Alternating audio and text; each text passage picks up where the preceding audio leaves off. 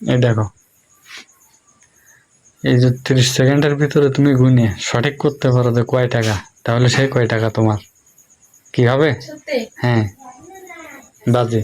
সঠিক না হলে কিন্তু 1 টাকা পাবো না। 30 সেকেন্ড টাইম। রেডি।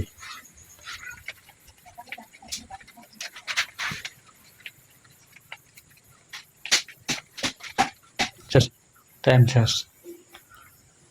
কত টাকা গুনেছো বলো? কত হয়েছে? 30। আচ্ছা দাও আমি গুনে দেখি ঠিক আছে কিনা। ঠিক আছে, হ্যাঁ গোনা সঠিক আছে। নাও তাহলে তুমি জিতে গেলে। এগুলো সব আমার।